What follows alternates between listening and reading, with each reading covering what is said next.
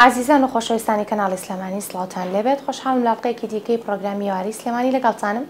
لە پرۆگرامی ئەم ئێوارەیەشماندا تیشک دەخەینە سەر شانۆ و سینەما بە میوانداری مامۆستا نەژاد نەجم دەرهێنەری شانۆیی بینەری پرۆگرامی ئەم ئێوارەیەمان بن. مامۆستا زۆر بەخێر بێت. زۆر سپاس. خۆشحاڵم کە ئەمڕۆ زۆر سپاس بۆیەوە. مامۆستا کرێ بپرسم ئەزمموی ساڵانی کارکردنی مامۆستا نەژاد دەگەڕێتەوە بۆ چەند؟ دیارە من نەژاد نەجم خەڵکی شاری کەرکووکم. زۆر سپاس. من لە 2004ەوە کاری شانۆوەکەم. لە 2006 چوومەتە پەیمانگای نوێژوانەکانی کەرکووک. دواتر بۆ ماوەی دەوری 10 ساڵێک لە خوێندن دوور کەوتمەوە بەهۆی ئەو فستیڤاڵانی ئەو نمایش و پرۆژانەی کە هەم بوون. ساڵی پار هاتوومەتەوە بەر خوێندن. ئێستا لە شاری سلێمانی لە زانکۆی سلێمانی لە کۆلێژی هونەر بەشی سینەما دووەم ساڵمە. ینی لەگەڵەوەی کە من بە بەردەوام کاری شانۆکەم، ینی هیچ ساڵێک ئێمە وەکو گروپی شانۆی هەوار، من سەرپەرشتیاری گروپی شانۆی هەوارم لە کەرکووک، سەرۆکی فستیڤاڵی نێودەوڵەتی شانۆی شەقامم لە کەرکووک بامانشێوە. هەموو ساڵێک ئێمە کارمان هەیە، بەڵام هەوڵم داوە ینی کار لە مەسەلەی فیلم و سینەمایش هەرچەنێ تازەین، بەڵام هەوڵەدەم بەردەوامی بەوەش بم. سەرکەوتوبی ئینشاڵڵا کەواتە لە کەرکووکی خۆشەویستەوە هاتوونەتە سلێمانی. جارێکی تر بەخێربێن. سڵاو ڕێزمان هەیە بۆ کەرکووکی دڵی کوردستان. مامۆستا کرێ بڵێم لە کەرکووک پێشوازیکردن لە شانۆ لە کارەکانی ئێوە لە چه ئاستێکدایە؟ ئێستا لە هەموو دنیاوای لێ هاتووە جمهورێکی تایبەتە بۆ هونەرمەند و گروپەکان. ینی ئەوە نییە بڵین تۆ هەر کەسێک نمایشێکی هەبێ هۆڵ پڕ بێ. بەپێی تەجروبەی چەند ساڵەمان کە لە 2004ەوە بۆ 17 ساڵە چێ گروپی شانۆی هەوار بە بەردەوام یەکێکە لەو گروپە زۆر ئەکتیڤ و چالاکەکانەی کە ڕۆڵی گەورەی هەبووە لە بەتایبەت ئەگە باس کەرکووک لە کەرکووکین و باس لە بینەری کەرکووکین. ساڵانێکی پێشوو ئەوەی کە من بیرمە لە 2004 و 2005 نمایشی شانۆمانە کرد، بەتایبەت سەرەتا لە شەقامەوە دەستمان پێکرد. هەڵکێک هەبوو تانە و تەشەری لێداین. ئەکتەرەکان بەر قسە و بەر تعلیق ئەکەوتن. بەڵام بۆ ئێستا کە قۆناغێکی زۆرمان بڕیوە، هەر ئەو خەڵکەن بە دڵنیاییەوە لەو ئێستا تاسەت ئەوە نەبن، بەڵام هەر ئەو بینەرەیە ئێستا ئەبنە هاوکار. زۆربەی ئەو دوکاندار و ئەو خەڵکی کە لەسەر جادەکەن هاوکاری ئێماکەن، شتمان بۆ هەڵەگرن، هاوکارن بۆ نمایشەکەمان، شت ئەو ناوە پاکەکەنەوە. ینی گۆڕانکاریەکە لەوێ دروست بووە. بۆیە ئەمە بۆ هەموو کەسێکیش نییە، ینی گروپ تا گروپ وەکو وتم لە هەموو دنیا وای لێ هاتووە گروپ و شەخص ڕۆڵە بینێ. نمایش هەبووە 40 کەس هاتۆتە هۆڵێکی گەورەی وەکو سەنتەری ڕۆشنبیری کەرکووک کە 1200 نەفەرەکرێ 40 کەس هاتوتە ژوورەوە. بەڵام ئێمە نمایشمان کردووە لە ماوەی 2 ڕۆژە 1200 کەس هاتوونەتە ژوورەوە. فەرقەکە لەوێ، ینی خەڵک بە دوای کەس و گروپەکانەوە، ینی وای لێ هاتووە هەچکە و جمهورێکی تایبەتی خۆیە. ئەزمموی گروپەکان بێگومان کاریگەری هەیە لەسەرەوەی کە هاوڵاتیان بچنە بینینی نمایشێکیان وایە. گروپەکەی ئێوە با بڵێن تەنها لە شاری کەرکووکان نەماوەتەوە، کوێی بڕیوە بۆ کوێ چووە، لەکوێ نمایشی بەردەوامی هەبووە؟ جێی خۆشحاڵی ئێمە مێژوویکی گەورەمان وەکەوەی کە شانازێکی گەورەمان دروست کرد. تاوان کەرکووک بە لانکەی هونەرمەندان لە 1970ەوە شانۆ لە کەرکووک لە 1921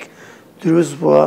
تاوان لە دوای هاتنی بەریتانیەکان و داگیرکردنی بڵێن عێراق و بەتایبەت کەرکووک بۆ خۆشی خۆیان لە گەڕەشێکمانەی عەرەفە ئێستا شەشێکە لە گەڕەکە زۆر خۆشە و تایبەتەکان چکە دەستی ئەوروپا و ئەوەی پێگەیشتووە لەوێەوە شانۆ دروست بووە. ئەم قۆناغە وای کردووە کەرکووک بە بەردەوام هونەری تیاب. ئێمە خاوەنی گەورەترین سەرمایی هونەرمەندانین وەکو مامۆستا سەلمان فایق و جەلیل زەنگەنە و حوسێن مسری و عەلی کەریم و مەهدی ئومێد و دایان ناوی گەورەی عەرەبی تورکمانی. ئێمە خاوەن کەلتورێکی چوار زمانین کە تورکمان و عەرەب و مەسیح و کوردین. بۆیە مێژۆکەمان ئەگەر لە شانۆ و لە مۆسیقا و لە هەر بوارێک باسکەی پاشخانێکی زۆر گەورەمان هەیە بۆیە ئەمە زۆر ڕنگدانەوەی بەڵام ئێمە وەکو گروپشانی هەوار ئەمە نەبێت ئەوەی کە بەشان و باڵی خۆمانە ئەمە خەڵک ینی بەشایەتی خەڵک ئێمە لە بەتایبەت لە 2014ەوە کە ئەم گروپە بەڕەسمی ناسێنرا پێشتر لە گروپێکی کە کارمان نەکرد تاکە گروپ بووین هەوڵمان داوە یاخود ئەومان دروست کرد نمایش لە کەرکووکەوە بینە دەرەوەی کەرکووک بۆ نمونە بۆ سلێمانی پێشووتر لە ساڵی هەفتاکان گروپێکی ئەزمونگەری هەبووە کە مامۆستا جیاد دڵپاک و حوسێن مسری و ئەمانە کاریان تێ کردووە نمایشیشان بردووەتە شاری بەغا و خەڵاتیان هێناوە لە دوای ئەو گروپە ئێمە تاکە گروپین هێناومانەتە کوردستان دوای هێناومانەتە عێراق دوای چوونەتە ئێران چوونەتە تورکیا ئوردن تونس مصر ئێستا هەنگاوەکان گەورەترە بن بەرەو ئەوروپا یعنی وڵاتی وا ینی ئەمە وەکو خۆمە سەرپەرشتێکم بانگیشنامیان بۆمان نردووە هەرچەندەکەم فیزەمان نادەنێت چونکە بڕواکە لە خەلیتەیە زۆر کەم ینی ناوێ ئێستا بانگیشنامێکمان بۆ هاتووە لە مەنگۆلیاوە ینی هەرچەند سەیرەکەم فیزە نادرێتە ئەم وڵاتە لەبەرەوەی هیچ پەیوەندیەکی نییە لەگەڵ عێراق بۆیە ئەمە قۆناغێکی زۆر گەورە بۆ خاوەنی گروپشانوی هەوار خاوەنی فستیڤاڵی نێودەوڵەتیە لەسەر ئاستی هەموو عێراق ئەوەی زیاتر قسەی لەسەر کردو و شتیان لەسەر نووسە بە هیچێک لە فستیڤاڵە زۆر باش و زانستی و ئەکادیمیەکان لە قەڵم درراوە کەواتە سنوورێکی باشتان بڕیوە و بەرەو زیاتر هەنگاوە سەرکەوتوو بن چۆن با بڵێن بڕینی دەرگاکان سنوورەکان بۆ گروپی هونەری ینی گروپێکی وەک ئەو گروپەی ئێوە تا چەند ئەبێتە ئەزمونێکی گرنگ بۆ ئێوە یاخۆت سەرکەوتنی زیاتر تۆمار بکەن نەک بۆ ئێمە طبعاً کاتێک ئێمە دەستمان پێی کرد بە تایبەت ئەوەی کە من قسەی لەسەرەکەم چونکە ئێمە سەرەتا لە شەقامەوە دەستمان پێ کرد دواتر من یەکێکم بۆ خۆی بە شێواز ستایلەکەی من لەسەر شانۆی وێنە ئیشەکەم شانۆی وێنە بۆ ناو هۆڵ بەڵام بیرم کردەوە کەرکووک زۆر بێ خزمەت گوزاریە زۆر بێ ئیمکانیەتە ئێمە وەکو مامجەژنیمان لێ هاتۆ لە کەرکووک لە هەردوو دینەکە بووینە نە حکومەتی عێراق نە حکومەتی هەرێم ئاوەڕی جدی نادەنەوە ئەنی هەوڵ هەیە هەوڵی تاکە کەسی و شخصی سەیەکی وەزیرێک دێت لە ڕووی عاتیفەوە کۆمەڵی هەوڵەدا ئەنی سە بۆ نمونە بەڕێز کاکە هەمە سعید وەزیر ڕۆشنبیری کۆمەڵ هەوڵی گەورەی داوە بۆ شاری کەرکووک یعنی دەرگایەکی کردوتەوە هەڵە کەرکووک تایبەت ئەم هەوڵانە شەخسین ئێمە بەڕێوەبەرایەتێکی گشتی شانۆمان نییە مۆسیقامان نییە شێوەکاریمان نییە ئەمە جێی داخە بۆیە ئەم هەوڵانە سێکەی چونەتە شەخسی ئەوەی کە ئێمە سوودمان لێ وەرگردووە بەس تەنها خۆمانە لە دوای ئێمەوە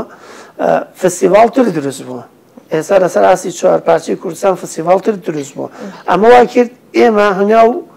بەهاوین ئەوان بە دوامانەوێ لە ڕێی ئێمەوە بڕواکەی ئەوانی کە ئەکادیمین و ئەوانی کە تەمان ئێمە خۆمان ئەکادیمین بەڵام کاتی هاتینە سەر شەقام گاڵتەیان پێکردین ئێستا خۆیان نمایشین لەسەر شەقام خۆیان بە نمایشی شەقام بەشداری فستیڤاڵەکەن بۆیە وامان کرد ئەم دەرگایە بکرێتەوە بەڕووی هەموو برادەرانی خۆمانە واش بکەین ینی کەرکووک لەو خۆماڵی بوونە ڕزگارکەین چونکە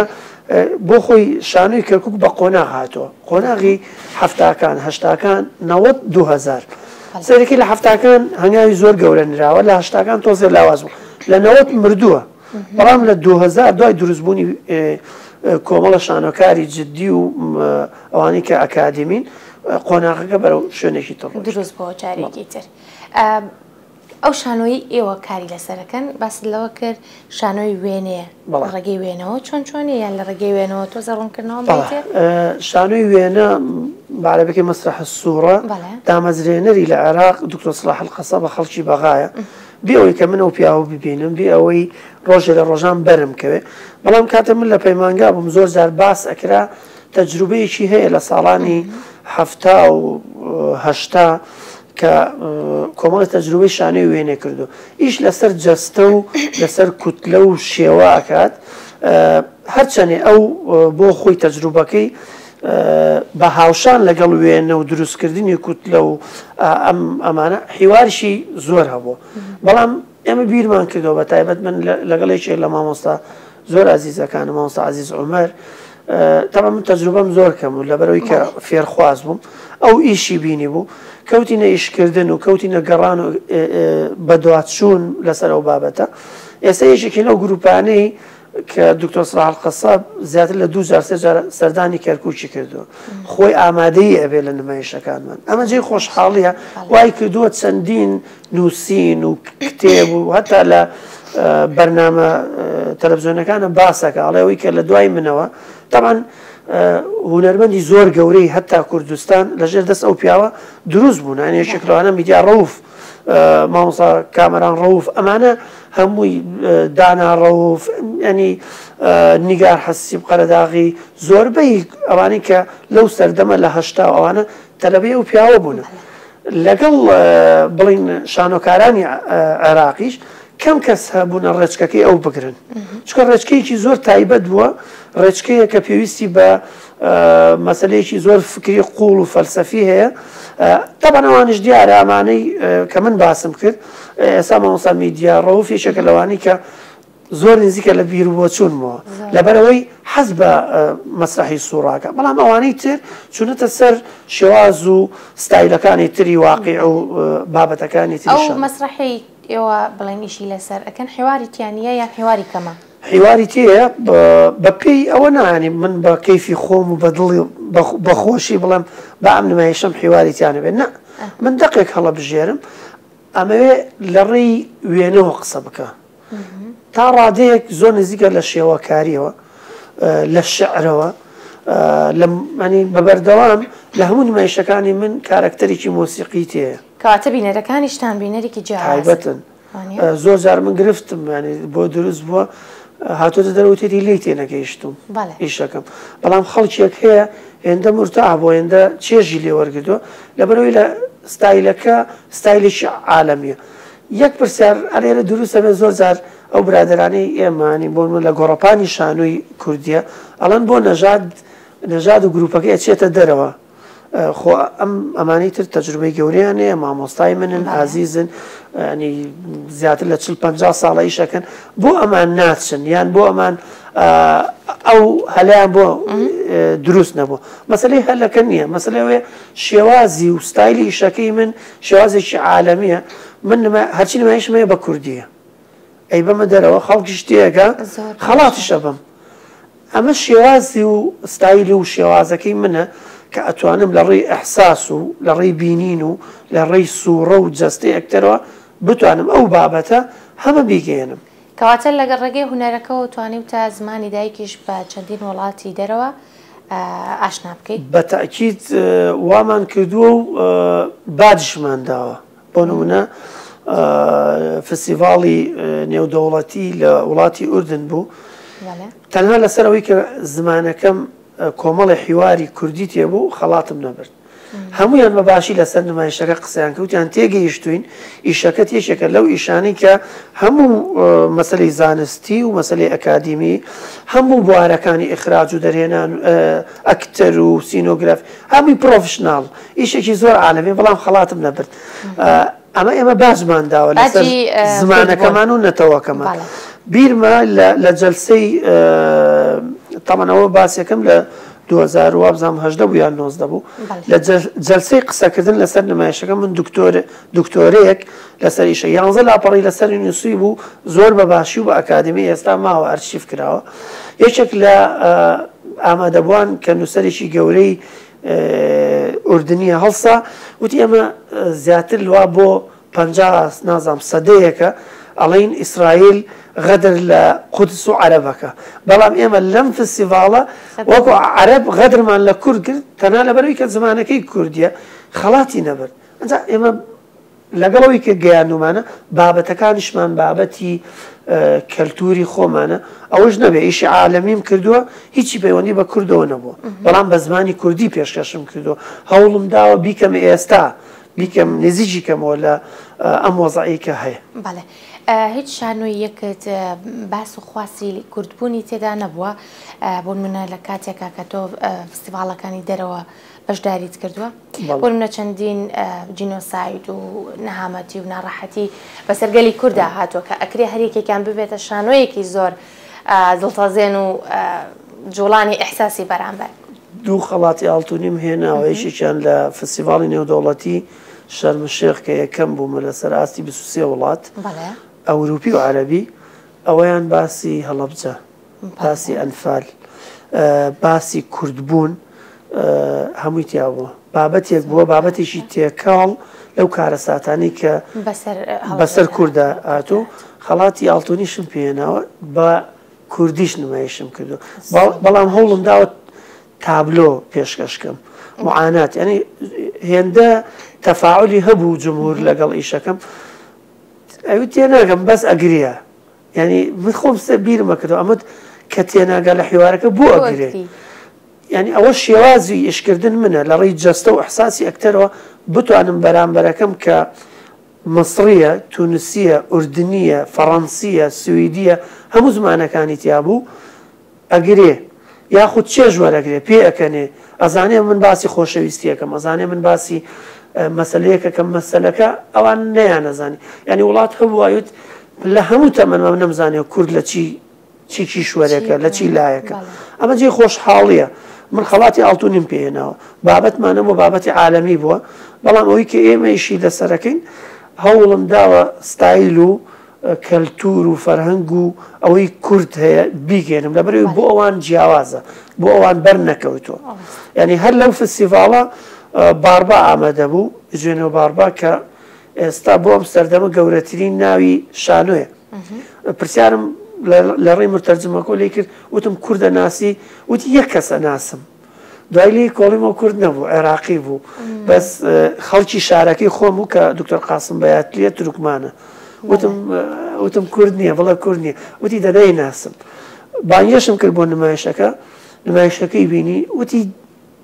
زۆر ڕوونە کە ئێوە زۆر جیاوازە کەلتورتان لە عەرەب وامزانی و هەر بەو شێوازە ئیشەکەن مناقەشێکی توێر و تەسەرماکەن ئەمە جێی خۆشحاڵیە کە بتوانین دەنگ و کەلتوری دنیا بگەینە هەموو دنیا ڕاستە بە دڵنیایی دەستەکانە خۆش بێت ئەمە مەسال لە ماوەیەک پێش ئێستا بەشداری یەکێک لە فستیڤاڵەکانت کردووە پێم وابێ لە تونس بۆ ئەو دادوەری فستیڤاڵەکە بووی باسێکی ئەو فستیڤاڵەمان بۆ بکە چۆنێتی بەڕێوە چوونەکەی و لەکەیدا بوو ئەمە هەر لە مانگی بڵین مانگی پێنجە دوو بانگێشنامەم بۆ هات یەکەمیان لە فستیڤاڵی شەعانبی لە وڵاتی تونس کە بۆ شانۆی هاوچەرخە هەم هۆڵە هەم شەقامە ئەم فستیڤاڵە دەورەی دەیەم بوو لە ویلایی قەسڕین زیاتر لە 8 ساعت لە ئاسیمەوە دوورە لە تونس یەکێک لەو فستیڤاڵە زۆر گرنگانی چونکە هەمە جۆرە هەموو نەوعێکی شانۆی تێ منیان دیاری کردو وەکو لەژنەی دادوەر بۆ یەکەم جارە بەتایبەت بۆ کەرکووک چونکە هەمانە خەڵکێکمان هەبووە بەڵام دکتۆر فازڵ بەشداری گەورەی هەبووە وەرکشۆپی هەبووە لەو وڵاتانە بەڵام ئەمە جێ خۆشحاڵی گەنجێکی کورد بۆ یەکەم جار بێتە دادوەر لە فستیڤاڵێکی عەرەبی بۆ من شانازێکی گەورەیە هەرچەندە من وەکو خۆم بە ئەرکی ئەزانم ئەمە ینی ئیشی خۆمە 36 نمایش بەشدار بوو لەو فستیڤاڵە نیوەی ڕێکی بۆ هۆڵ بوو نیوەی بۆ شەقام لە ڕێی عیلاقاتی شەخسی خۆمەوە نمایشێکم هەڵبژار لە کوردستان کە هاوڕیانم بوو لە کەلار باسی پرۆژەیەکیان کرد تەمان ئەمە هەر بە شەخسی خۆم هەوڵمدا ئیشیان بۆ بکەم تەقدیمی فستیڤاڵمان کرد ئیشەکەیان وەرگیرە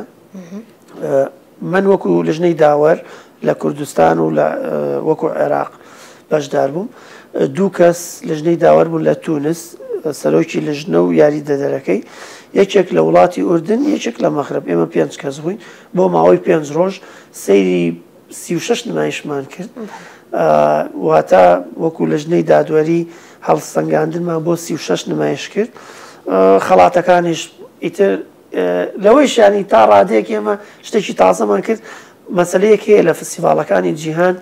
زۆر جار بۆ من ئەگەر من عێراقی بم ئەبێ ئەو نمایشانەی کە لە عێراق دێتەوە خەڵات وەرگێ یعنی هینێک هەیە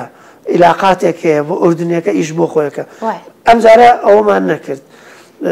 وتمان ئەگەر 5 خەڵات هەیە هەر 5 خەڵاتەکەی بۆ نمایشێک بڕا مستحق بوو ئەوە بدەیت بۆیە لە ئەنجام شەوا دەرچوو ئیشێک تونسی 4 خەڵاتی برد ئیشێکی مەغرب 5 خەڵاتی برد یعنی ئەو محاسسە و دابەشکردنەمان لا برد ئەوەش بۆ خۆی بۆ من شانازێکی گەورە بوو لە فستیڤاڵی دووەم لە فستیڤاڵی نێودەوڵەتی قەرتاج بۆ مۆنۆدرامەوە تا شانووی تاکە کەسی ئەوە یەکێکە لە فستیڤاڵە زۆر ناودار و باشەکان ساڵی پار من بە مۆنۆدرامای و قەقنەسە سوتێم کە لە سینۆگرافیا و دەرێنیانی خۆم بوو بەرهەمی گروپی شانۆی هەوار بوو نووسینی مامۆستا گەزیزە عومەر بوو نواندنی هەوار فارس کە هەر ئەم گروپە بەناو ئەو کچەمانەوەیە کە ئەکتەرێکی زۆر ئێستا بۆ خۆی بۆ ڕقەمە لە هەموو عێراقا مۆسیقا مامۆستا سیروان عومەر بوو بەشداریمان کرد وەکو میوان ئەم ساڵ بانگیان کردمەوە وەکو ئەوەی کە مامۆستایەک یاخود وەکو ڕاهێنەرێک وەرکشۆپێک دروست بکەم لە ماوەی 2 ڕۆژ وەرکشۆپێکم دروست کرد و نمایشێکی شانۆی شەقامان کرد هەر لە ناو عاسیمە لە یەکێ لە شەقامە گشتەکان زیاتر بۆ 14 تەلەبە بەشدار بوون لەوەیشیانە لە ئەنجامی 2 ڕۆژی وەرکشۆپەکە بابەتێکی کوردیم پێیاندا کە مەسەلەی بووکە بە بارانەی ئەمە تەقسێکی کوردەواریە ئەوەم گواستەوە بەڵام بە زمانی عەرەبی بە زمانی تونسی نزیکم کردەوە لە کەلتوری تونس نمایشمان کرد جمهورێکی باشات بوو عەرزێکی زۆر تایبەت بوو ئەمەش تەجروبەیەکی گەورە بوو بۆ ئێمە شانۆی سەرشەقام و شانۆی هۆڵ بۆیەوە کامیان ئاسانترە وەڵی مەسەلەی ئاسان و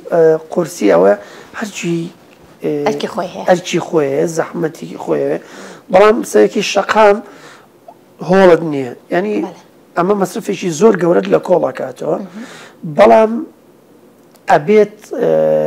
ئامادەکاری زۆری بۆ بکەیت لە شەقامە ئەکتەر ڕۆڵی گەورەی هەیە قورسایی زۆر گەورەکەوێتە سەرەیە لەبەرەوەی بەر بینەر ئەکەوێت ڕاستەخۆ نزیکە لە تەنانەت لە هەناسەی بینەرەوە هەموو نوعێکی بینەری تێ واتە شانۆی شەقام بۆ ڕێبوارە ئەوانی کە لەسەر جادە لەوەیە 5 دقە بۆستێ و 2 دقەی بڕات ئیتر جمهورێکی گۆڕانکارە بە بەردەوام گۆڕانکاریە بەڵام لە هۆڵە بۆ جمهورێکی تایبەت و ئەوەیە چکە حتا شوێنی کورسیەکانش تایبەت کراوە بینی جمهور و ستەیجەکە دیاریکرا هەرچی قورسایی خۆی هەیە ئێستا بەڵام هەموو دنیا بەرەو شەقامە ڕۆن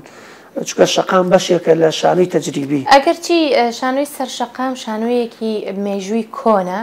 بەڵام لە ئێستا زیاتر ئەچنەوە سەر ئەو شانۆیە شانۆی شەقام تەمان پێش هەڵ بووە کاتێ دەستی پێ کردووە تزبست کە یەکێکە لە یەکەم ئێمە وەکو ئەکادیمی کە لە پەیمانگای خوێنین و دواتر کۆلێژەوە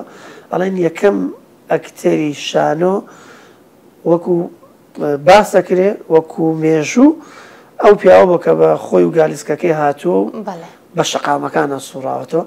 بۆیە ئەبێ ناو بنرێ شانۆی شەقام پێش هۆڵ ماوەیەک